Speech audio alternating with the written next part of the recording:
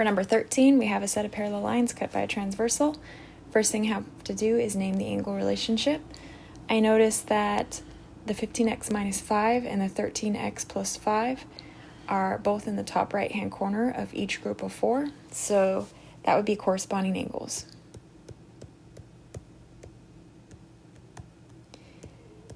And since we have parallel lines, we can use our color pattern, in which we're going to color in all of the acute angles red and the obtuse angles yellow. So if I look at my picture, I notice that 15x minus 5 is my acute angle because it's open less than 90.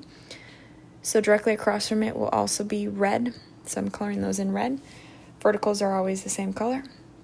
And then the other pair would be my yellows, my obtuse angles.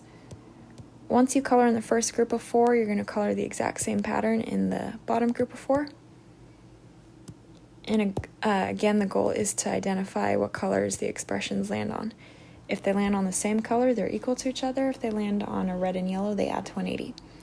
So I noticed that the 15x minus 5 is red, and so is the 13x plus 5.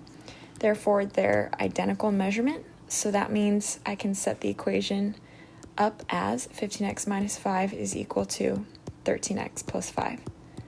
So again, if they're the same color, you set them equal to each other.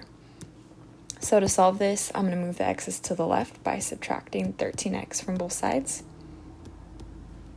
So on the left side, I've got 2x minus 5, and that's equal to 5. Now that the x's are collected on the left side, I'm going to move the constants to the right by adding 5 to both sides. So I'm left with 2x equals 10. And lastly, if I divide by 2, I get x is 5.